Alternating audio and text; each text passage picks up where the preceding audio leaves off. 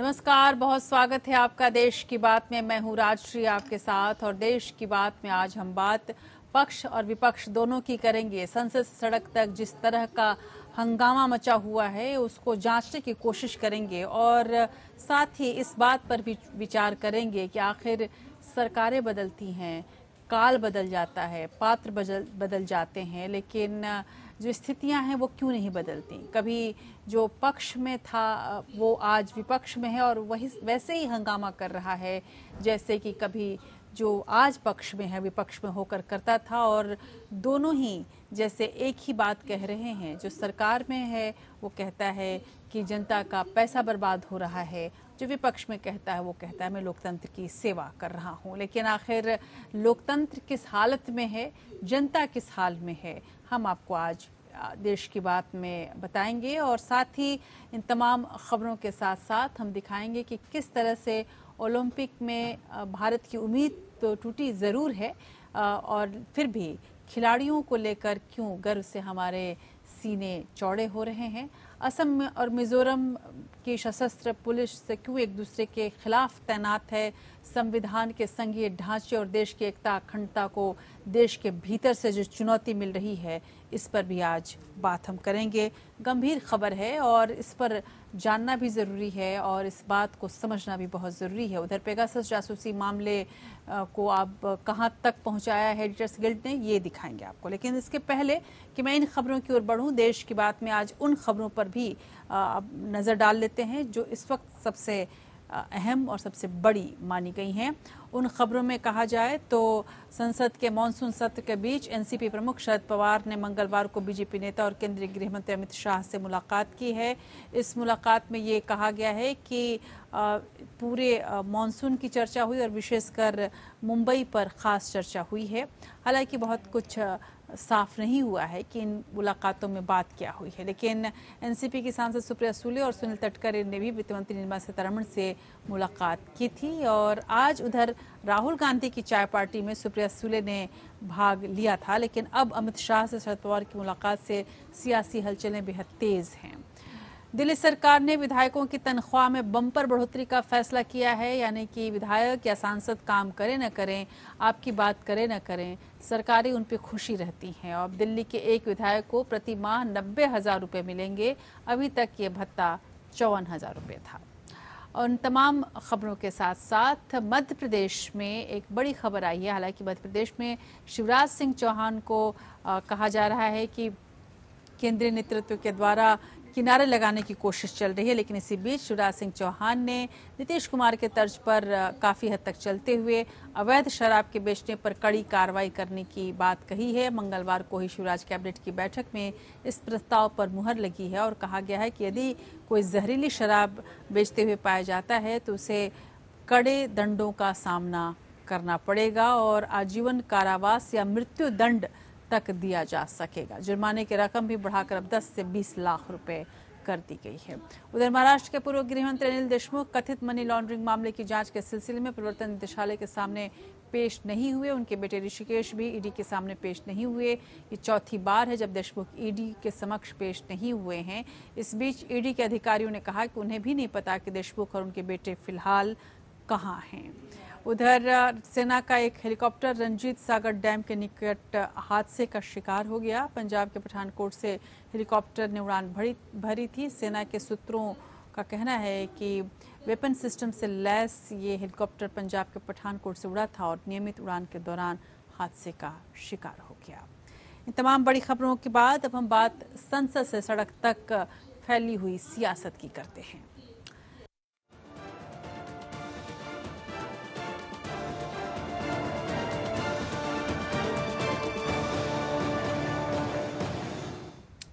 तो देश की संसद चल नहीं पा रही। संसद से सड़क तक घेरेबंदी को लेकर मोदी सरकार के खिलाफ बेहद फिक्रमंद हैं सभी जानकार। और उधर केंद्रीय सूचना प्रौद्योगिकी मंत्री अश्विनी वैष्णव ने इसे लोकतंत्र का अपमान बताया है। स्वयं प्रधानमंत्री मोदी का भी कहना है कि इस तरह की घटनाएं हमारे लोकतंत्र को कमज़ोर करेंगी, जनता की उम्मीदों को ख़त्म करेंगी और लोकतंत्र का ये घोर अपमान है। इस बीच विपक्ष का कहना है कि सरकार राष्ट्रीय सुरक्षा से जुड़े पेगासस जासूसी मामले पर आखिर चर्चा से क्यों भाग रही है। उधर विपक्षी दलों के सांसदों ने कांग्रेस नेता राहुल गांधी की अगुवाई में साइकिल से संसद पहुंचकर अपना विरोध जताया है। वहीं शोर शराबे की वजह से संसद के दोनों सदनों की कार्रवाई अब कल तक के लिए स्थगित हो गई। कुल मिलाकर देखा जाए तो जो पक्ष और विपक्ष की कार्रवाई रही है, जिस तरह की गतिविधियां रही हैं, उससे इतना जरूर लग रहा है कि दोनों ही पक्ष नहीं चाहते कि संसद को सुचारू रूप से चलाया जाए। Thank you.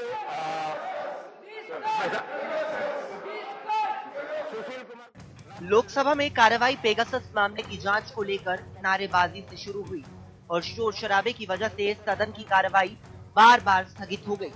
लेकिन आपदा में अवसर का फायदा उठाकर मोदी सरकार ने रक्षा क्षेत्र से जुड़ा एक अहम बिल अनिवार्य रक्षा सेवक विधेयक 2021 पारित करा लिया। विधेयक पारित कराते ही सदन की कार्रवाई शाम 4 बजे तक के लिए स्थगित कर दी गई। रक्षा मंत्री राजनाथ सिंह ने देश की सुरक्षा के लिए महत्वपूर्ण बताकर अपील की थी, जिससे बिल आसानी से पारित हो गया। वहीं राज्यसभा में भी कमोवेश यही हाल रहा। राज्यसभा में विपक्षी सांसद वेल में पहुंच गए और जासूसी बंद करो के नारों से सदन गूंजता रहा। दोपहर 2:40 तक शोर शराबा बरकरार रहने पर कार्रवाई अगले दिन के लिए स्थगित कर दी गई।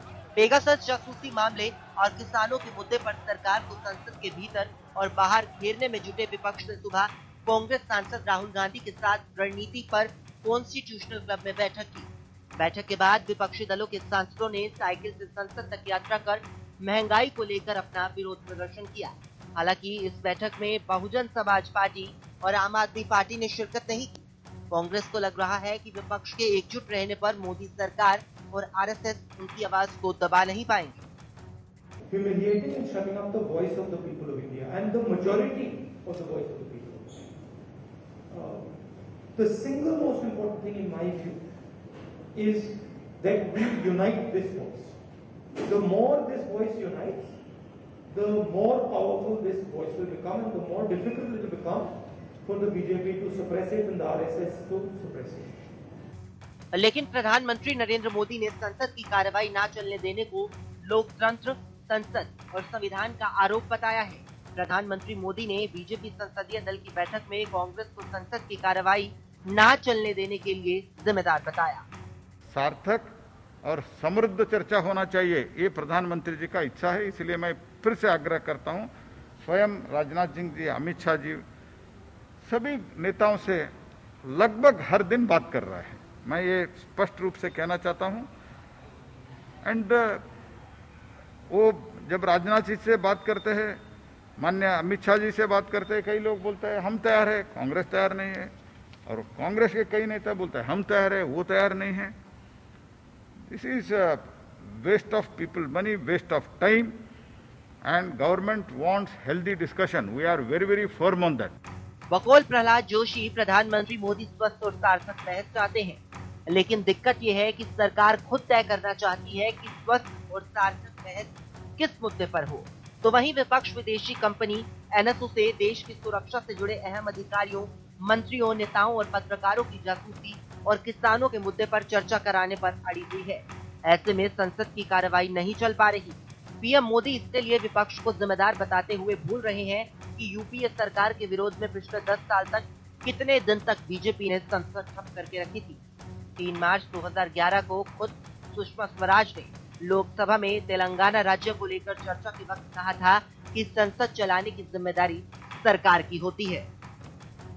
संसदीय लोकतंत्र में सत्ता पक्ष की संवैधानिक जिम्मेदारी है कि वो महत्वपूर्ण विषयों पर विपक्ष की राय का सम्मान करते हुए बहस चर्चा के जरिए विधेयकों को पारित कराए। लेकिन प्रधानमंत्री मोदी की कार्यप्रणाली पर ही सवाल उठ रहे हैं। कहा यह भी जा रहा है कि गुजरात के मुख्यमंत्री रहते हुए अहम विधेयक पारित कराने के लिए जो विपक्ष के दमदार नेता को सदन में निलंबित करवाकर बिल पारित करा लिया करते थे, वैसे ही उस वक्त बतौर मुख्यमंत्री मोदी जी के कार्यकाल में विधानसभा की बैठकें उनके पहले ही सरकारों के मुकाबले सबसे कम ही हुई थी। लेकिन मोदी जी ने संसद के गतिरोध को भी आपदा में अवसर बना दिया और अपनी पसंद के विधेयकों को लगातार पारित करवाने और अपने ध्रुवीकरण के एजेंडे से जुड़े मामलों पर चर्चा कराने भर के लिए संसद के इस्तेमाल के आरोप लग रहे हैं। Bureau report, APN news. मशहूर हिंदी कवि सुदामा पांडे उर्फ धूमिल की पटकथा कविता की 2 पंक्तियां इस वक्त याद आ रही हैं कि अपने यहाँ संसद तेल की वो घानी है जिसमें आधा तेल और आधा पानी है। तो सवाल ये उठ रहा है कि क्या देश की संसद सिर्फ एक संवैधानिक औपचारिकता बनती जा रही है? जो हालात हैं, जो स्थिति है, उसको देखकर ऐसा ही लग रहा है। हालांकि प्रधानमंत्री नरेंद्र मोदी ने आज विपक्ष पर लोकतंत्र, विधायिका और जनता का अपमान बताकर विपक्षी दलों को जमकर घेरा और उन पर हमला किया। मोदी जी खास तौर पर तृणमूल सांसद डेरेक ओब्रायन के ट्वीट को लेकर नाराज रहे। डेरेक ने ट्वीट करके कहा था कि औसतन 7 मिनट में देश की संसद में एक बिल पारित कराया जा रहा है। डेरेक ने पूछा कि ये बिल पास कराए जा रहे हैं या चाट पकौड़ी बन रही है। इस पर मोदी सरकार की नाराजगी और बढ़ी। लेकिन डेरेक ओब्रायन के इस बयान की पड़ताल जरूरी है। क्या ऐसा हो रहा है, और अगर हो रहा है तो इसके लिए जिम्मेदार कौन है, और आखिर जनता का नुकसान किस वजह से हो रहा है? आप जब इस रिपोर्ट को देखेंगे तो पाएंगे कि सरकारें चाहे किसी की भी रही हो, वक्त चाहे जो भी रहा हो, हर बार पक्ष की यही कोशिश रही है कि ज़्यादा से ज़्यादा अध्यादेशों को या बिलों को पास करा लिया जाए, और विपक्ष हमेशा हंगामा करता आया है। और कुछ जानकारों का तो ये कहना है कि अब अगर ऐसी स्थितियां नहीं बने तो यूं लगेगा कि संसद चल ही नहीं रही। वो दिन जब संसद में सार्थक बहस हुआ करते थे, वो दिन जब सांसदों के द्वारा ऐसे मुद्दे उठाए जाते थे जो जनता से जुड़े हुए रहते थे, वो सारे अब सपने से लगते हैं। फिलहाल क्या कहूँ, हाल फिलहाल में कहा जाए किस तरह से संसद चल रही है, किस तरह से सरकारों ने, संसद का और विपक्षी दलों ने भी अपने स्थिति का अपने लिए जिसका उपयोग किया है, देखिए आप इस रिपोर्ट में।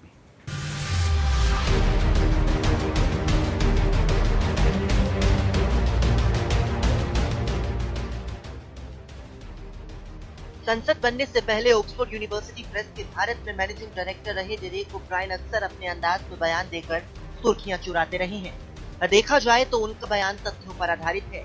उन्होंने ट्वीट कर बताया कि मॉनसून सत्र के पहले 10 दिन के भीतर 12 बिल इतनी जल्दबाजी में पारित कराए गए कि हर बिल के पास होने में औसतन 7 मिनट का वक्त लगा। अपने ट्वीट में ब्रायन पूछते हैं कि हम बिल पास कर रहे हैं या चाट पापड़ी बना रही हैं।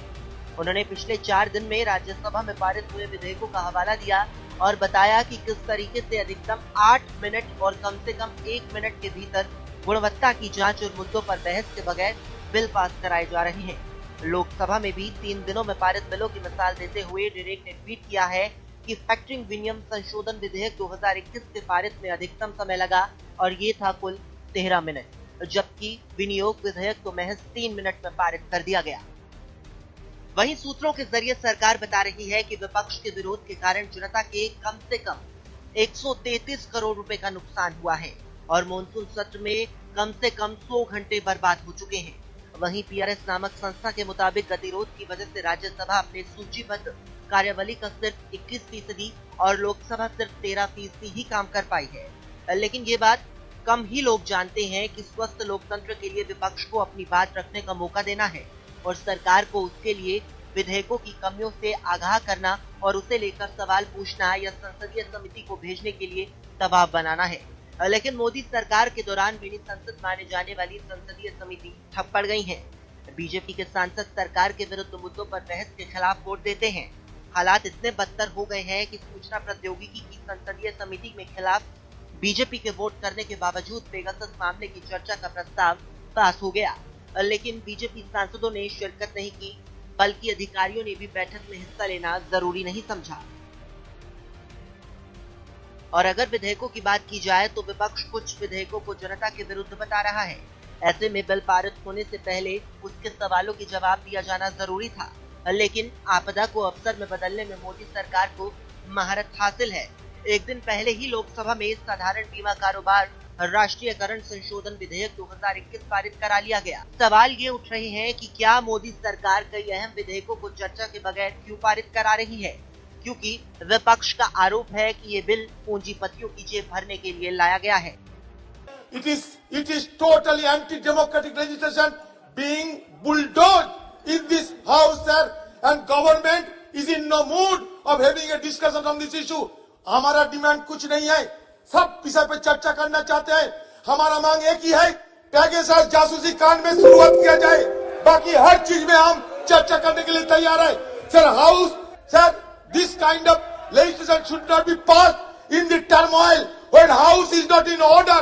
हालांकि निर्मला सीतारमण ने विपक्ष के आरोपों को बेबुनियाद बताया है, लेकिन ये अकेला मसला सामने नहीं आया। इससे पहले ऋण शोधन और दिवाला संहिता संशोधन विधेयक 2021 भी विपक्ष के विरोध के बावजूद बिना बहस के पारित करा दिया गया। कुल मिलाकर मोदी सरकार पर देश की संपदा को बेचने और पूंजीपतियों के हित में नीतियां बनाने वाले विधेयक पारित करवाने के आरोप लग रहे हैं। इसी संसदीय लोकतंत्र के लिए जन कवि धूमिल लिखते हैं, एक आदमी रोटी बेलता है, एक आदमी रोटी खाता है, एक तीसरा आदमी भी है जो ना रोटी बेलता है ना रोटी खाता है, वो सिर्फ रोटी से खेलता है। मैं पूछता हूँ, यह तीसरा आदमी कौन है? मेरे देश की संसद मौन है। अंशुमन त्रिपाठी, APN। उधर असम और मिजोरम के बीच सीमा विवाद को लेकर हुई गोलीबारी के बाद अब भी हालात तनावपूर्ण बने हुए हैं। दोनों राज्यों की सशस्त्र पुलिस सीमा पर तैनात हैं और एक दूसरे पर इस तरह से निगाह रखने जैसे दुश्मन देश का बॉर्डर हो। मिजोरम के मुख्यमंत्री जोरामथंगा ने केंद्र से दखल की अपील करते हुए कहा है कि दूसरा बर्लिन न बनने दे और इसलिए ज़रूरी है कि सरकार इस पर तुरंत कोई कार्रवाई करे।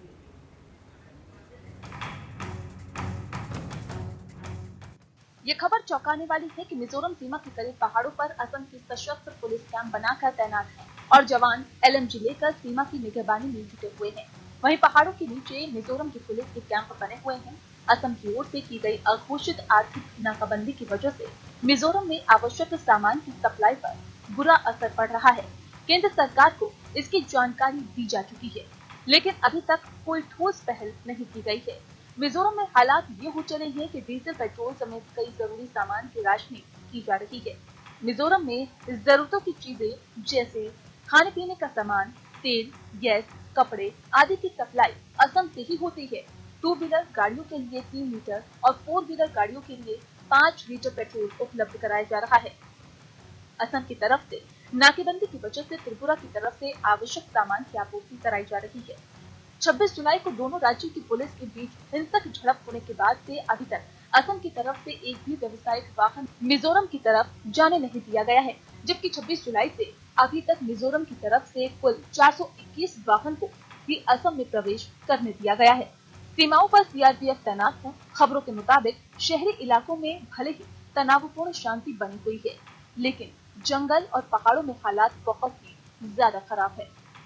दोनों राज्यों की पुलिस जंगल में आमने सामने कैंप बनाकर तैनात है, जैसे एक दूसरे के खिलाफ मोर्चेबंदी कर रखी हो। वहीं मिजोरम के निवासियों का कहना है कि असम पुलिस के जवान उनकी सीमा के भीतर आकर सड़कें और कैंप बना रहे हैं।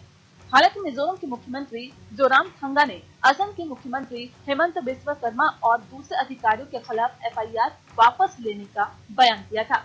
इसके बाद हेमंता ने मिजोरम के सांसद बनलाल वेना के खिलाफ मामला वापस लेने का ऐलान कर दिया था। बनलाल वेना से पूछताछ के लिए असम पुलिस दिल्ली आई थी, लेकिन इन बयानों के बाद हालात में सुधार आने के आसार नजर नहीं आ रहे। दरअसल 24 जुलाई को शिलांग में 7 राज्य के मुख्यमंत्रियों से केंद्रीय गृह मंत्री अमित शाह ने बैठक की थी और आपसी विवाद को हल करने की जिम्मेदारी मिजोरम के मुख्यमंत्री जोरामथंगा को दी थी। लेकिन इस बैठक के 2 दिन बाद ही दोनों राज्य की पुलिस के बीच सीमा विवाद में असम पुलिस के 6 जवान मारे गए और 50 से ज्यादा लोग बुरी तरह से जख्मी हो गए। मिजोरम का कहना है कि उनकी चौकियों पर असम पुलिस ने धावा बोलकर आग लगा दी और फायरिंग भी की थी। वहीं असम इसके लिए मिजोरम पुलिस को जिम्मेदार बता रहा है, लेकिन चिंता की बात यह है कि 2 राज्यों की पुलिस के बीच हिंसक संघर्ष और एक दूसरे की बॉर्डर पर सशस्त्र निगरानी देश की एकता अखंडता के लिहाज से बहुत बुरी खबर है। दरअसल लोक लुभावन भावनाओं को उभारने की राजनीति देश की संघीय ढांचे को कमजोर कर रही है। दोनों राज्य के सियासतदान अपने अपने नागरिकों में दूसरे राज्य के लिए बैर और घृणा पैदा कर अपनी सियासी रोटियां सेकने में जुटे हुए हैं। संकीर्ण राष्ट्रवाद, धर्म, संप्रदाय और जातियों में बांटने वाली राजनीति स्वार्थपूर्ण क्षेत्रवाद तक को भुनाने में कोई कसर नहीं छोड़ती है। छोटे छोटे राज्यों से निकलकर एक सार्वभौम संविधान शासित संघीय लोकतांत्रिक व्यवस्था तक पहुंचा देश अब कबीलों की खूनी सियासत की ओर बढ़ रहा है। Bureau report. पेगासस विवाद रुकने का नाम नहीं ले रहा, थमने का नाम नहीं ले रहा। संसद में हंगामा अलग मचा हुआ है। अब ये पूरा मामला अदालत के दरवाजे पर है। प्रेस की स्वतंत्रता की रक्षा के उद्देश्य से स्थापित एडिटर्स गिल्ड ऑफ इंडिया ने पेगासस कथित जासूसी मामले में एक विशेष जांच दल द्वारा जांच के लिए सर्वोच्च न्यायालय में जनहित याचिका दाखिल की है। पीआईएल में कहा गया कि प्रेस की स्वतंत्रता बरकरार रखने के लिए सरकार के हस्तक्षेप पर रोक लगाना बेहद जरूरी है। पीआईएल में इलेक्ट्रॉनिक निगरानी, हैकिंग और स्पाईवेयर के उपयोग और निगरानी के लिए मौजूदा कानूनी ढांचे को चुनौती दी गई है। याचिका में अदालत को भारत सरकार को कथित जासूसी से संबंधित अहम जानकारी साझा करने के निर्देश देने की अपील की गई है। जनहित याचिका में कहा गया है कि संसदीय प्रक्रियाओं के माध्यम से जवाबदेही के सभी प्रयासों को रोक दिया गया है।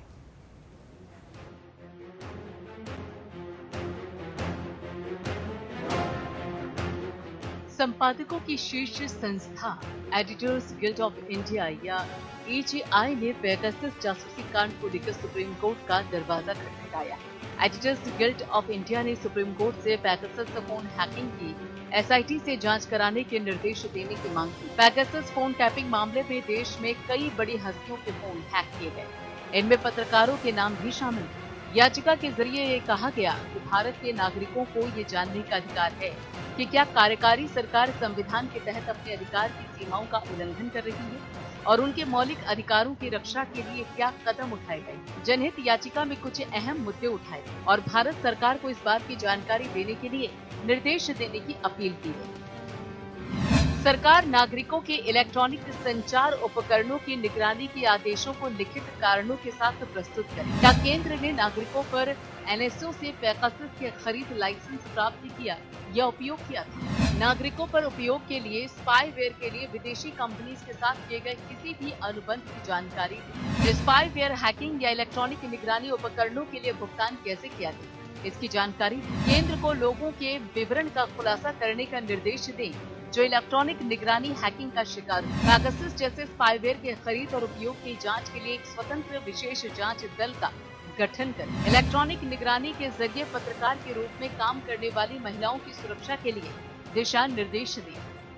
बीते हफ्ते ही वरिष्ठ पत्रकार एनवी राम और शशि कुमार ने पेगासस जासूसी विवाद को लेकर सुप्रीम कोर्ट में याचिका दायर की। इस याचिका में इस मामले की स्वतंत्र जांच कराए जाने की मांग की गई। सुप्रीम कोर्ट ने इस याचिका को स्वीकार किया और इसकी सुनवाई के लिए 5 अगस्त की तारीख मीडिया द्वारा जारी पेगासस जासूसी लिस्ट में जिन 5 पत्रकारों के नाम शामिल हैं, उन्होंने भी सोमवार को शीर्ष अदालत का दरवाजा खटखटाया था, हालांकि एक जनहित याचिका के जरिए नहीं।